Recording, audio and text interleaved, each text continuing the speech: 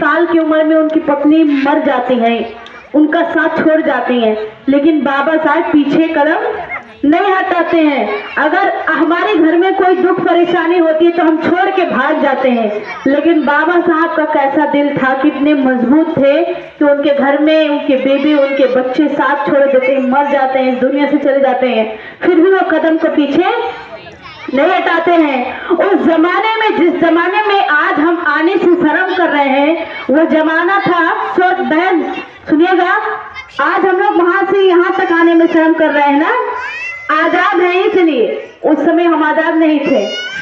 अरे हमारी मौसी जी हैं, और मौसी जी मेरे गानों को पसंद की और उसको उनको अच्छा लगा, इसलिए मुझे मोहर दी है। क्या है ये? मोहर है कि मैं सही गा रही हूँ। मौसी जी को बहुत बहुत धन्यवाद है। तो आप ध्यान से सुनना बहन कि उस जमाने में, आज हम आजाद हैं तो हम बाहर निकलने से शर्म कर रहे हैं, वो जमाना था कि हमको निकलना चाहते थे फिर भी नहीं लोग निकलने देते थे, हमको घूंघट में रखा जाता था, हमको घूंघट में रखा जाता था और यूज के समान माना जाता था। हम महिलाओं को कहा गया था कि महिला बच्चा पैदा करने की मशीन है, महिलाओं को घर में रखो, महिला खाली खाना बनाए, पति का सेवा करे, बच्चों का सेवा करे, इतना ही महिलाओं का काम है। यानी हम लोग गुलाम जिंदगी जीते थे। क्या जीते थे? गुलाम जिंदगी जीते थे। वो पेशवाओं का जमाना था, राज था, अंग्रेजों का राज था। उस जमाने में माता सावित्रीबाई फूले एक प्रथम महिला भारत की जो शिक्षिका बनी, माता सावित्रीबाई फूले। उस जमाने में सोचिए, हम लोगों को बाहर नहीं निकलने दिया जाता था। कहा जाता था कि अगर कुंवारी लड़की अगर विद्या ग्रहण कर लेती है तो जब उसका शादी होगा तो वो विधवा हो जाएगी, उसका पति मर जाएगा, ऐसे डरवाया जाता था। इसलिए कहा जाता था कि कहीं SC ST OBC के नीच के लोग अगर ये शिक्षा ग्रहण कर लेंगे तो ये हमसे सवाल पूछेंगे। और जब हमारे महापुरुषों ने शिक्षा ग्रहण करने की कोशिश की, तब उन मनवादियों ने, उन पेशवाओं ने हम लोगों को हमेशा रोका, हमेशा मारा, हमेशा हमको सताया। जैसे हमारे उनका शंभुक ऋषि जी का वध होता है, कौन करता है? जब शंभुक ऋषि हमारे लोगों को पढ़ाने का, उस युग में जब पढ़ाने के लिए प्रेरित करते हैं, बच्चों को पढ़ाते हैं, तो उस जमाने में शंभुक ऋषि का वध कौन कर देता है? राम, आपके जो भगवान राम आए हैं वो वध कर देते हैं शंभुक ऋषि जी का। वो क्यों करते हैं? कोई बहुत बड़ी गलती नहीं करते हैं, गलती यही करते हैं कि बच्चों को, अपनी SC ST OBC के बच्चों को, आदिवासी बच्चों को वो पढ़ाने के लिए प्रेरित कर रहे थे, इसलिए उनको जान से मार दिया जाता है। और ये देखिए, मुझे तो मंचों पे मिलता था, लेकिन आज मुझे गाँव में मिल रहा है। बहुत बहुत धन्यवाद। और बाबूजी को ये आशीर्वाद, मतलब मैं उनसे बहुत छोटी हूँ, हाथ में हाथ हूँ, उनसे बहुत छोटी हूँ, ये समझिए नतनी के बराबर हूँ, लेकिन आज बाबूजी कहीं ना कहीं मेरी बातों से खुश हुए हैं, इसके लिए धन्यवाद है बाबूजी को। और अब मैं क्या बोल रही थी, कहाँ पहुंचे थे? हाँ, मतलब सुन रही थी आप, धन्यवाद। जो शंभुक ऋषि जी का वध हो जाता है, उसके बाद जो है एकलव्य को आप लोग जानती है ना, किताबों में भी हम लोग पढ़े।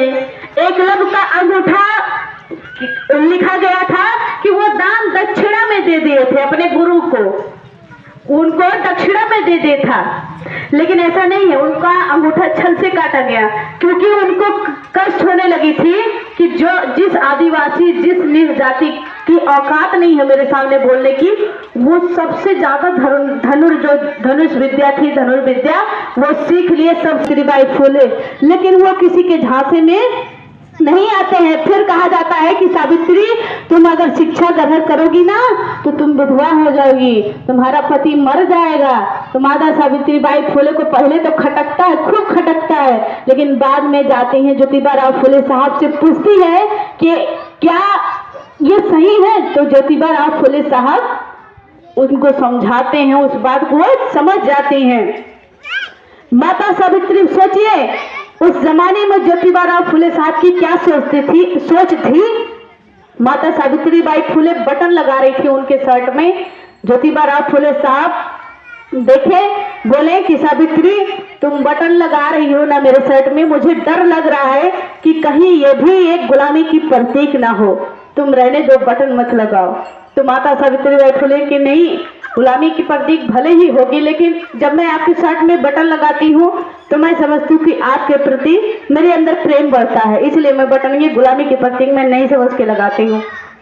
तो सोचिए माताएं बहने, उस जमाने में, जिस जमाने में हमको पढ़ने लिखने नहीं दिया जाता था, उस जमाने में माता सावित्री बाई फुले, ज्योतिबा राव फुले एक शिक्षा का अलग जगाते हैं। 1848 में सबसे पहले भारत का सबसे पहले स्कूल खोलते हैं और भारत की सबसे प्रथम शिक्षिका महिला माता सावित्री बाई फुले बनती है। लेकिन सरस्वती जी आज चौराहे चौराहे चट्टी चट्टी रखी गई हैं, जिनका ना हमको नाम पता है, ना उनका डेट ऑफ बर्थ पता है, ना उनके माता पिता का पता है, उनको खुद नहीं जानते हैं, बस उसमें लिख दिया गया कि सरस्वती जी हैं, हम लोग वही मान लिए। लेकिन माता सावित्री बाई फुले का सर्च करिए, सारा बायोडाटा उनका निकल के आ जाएगा इतिहास में।